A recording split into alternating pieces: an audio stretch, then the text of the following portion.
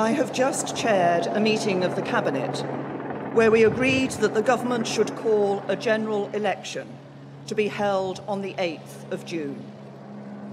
I want to explain the reasons for that decision, what will happen next, and the choice facing the British people when you come to vote in this election.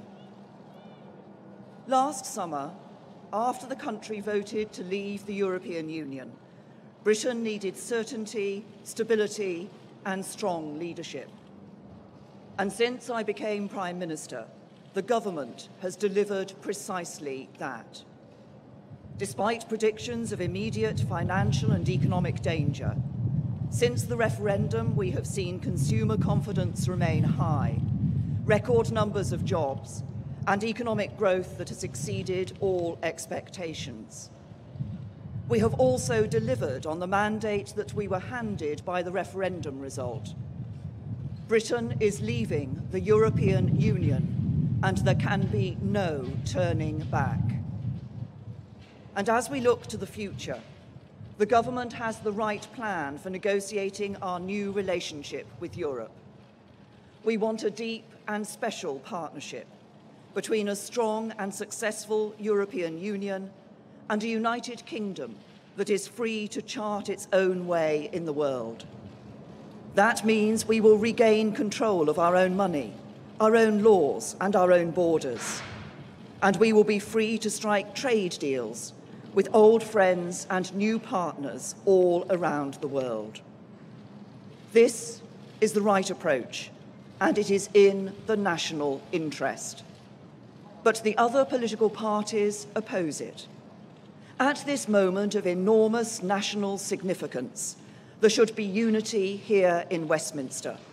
But instead, there is division. The country is coming together, but Westminster is not. In recent weeks, Labour have threatened to vote against the final agreement we reach with the European Union. The Liberal Democrats have said they want to grind the business of government to a standstill. The Scottish National Party say they will vote against the legislation that formally repeals Britain's membership of the European Union.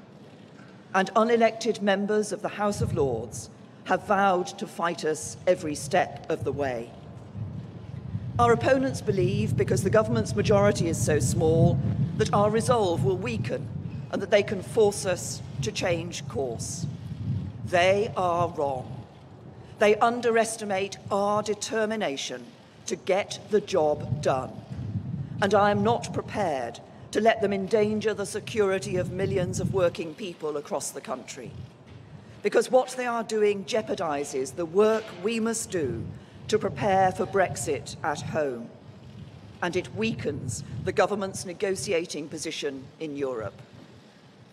If we do not hold a general election now, their political game playing will continue, and the negotiations with the European Union will reach their most difficult stage in the run-up to the next scheduled election. Division in Westminster will risk our ability to make a success of Brexit, and it will cause damaging uncertainty and instability to the country. So we need a general election, and we need one now, because we have at this moment a one-off chance to get this done while the European Union agrees its negotiating position and before the detailed talks begin. I have only recently and reluctantly come to this conclusion. Since I became Prime Minister, I have said that there should be no election until 2020.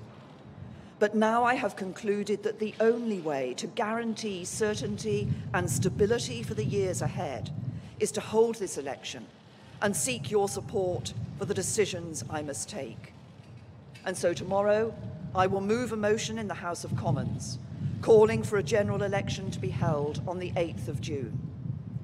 That motion, as set out by the Fixed Term Parliament Act, will require a two-thirds majority of the House of Commons. So I have a simple challenge to the opposition parties.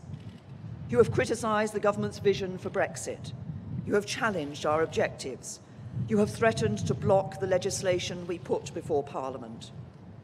This is your moment to show you mean it, to show you are not opposing the government for the sake of it, to show that you do not treat politics as a game. Let us tomorrow vote for an election. Let us put forward our plans for Brexit and our alternative programmes for government, and then let the people decide. And the decision facing the country will be all about leadership. It will be a choice between strong and stable leadership in the national interest, with me as your Prime Minister, or weak and unstable coalition government led by Jeremy Corbyn, propped up by the Liberal Democrats who want to reopen the divisions of the referendum, and Nicola Sturgeon and the SNP. Every vote for the Conservatives will make it harder for opposition politicians who want to stop me from getting the job done. Every vote for the Conservatives will make me stronger when I negotiate for Britain with the Prime Ministers, Presidents and Chancellors of the European Union. Every vote for the Conservatives will mean we can stick to our plan for a stronger Britain and take the right long-term decisions for a more secure future. It was with reluctance that I decided the country needs this election, but it is with strong conviction that I say it is necessary to secure the strong and stable leadership the country needs to see us through Brexit and beyond. So tomorrow, let the House of Commons vote for an election. Let everybody put forward their proposals for Brexit and their programmes for government. And let us remove the risk of uncertainty and instability and continue to give the country the strong and stable leadership it demands.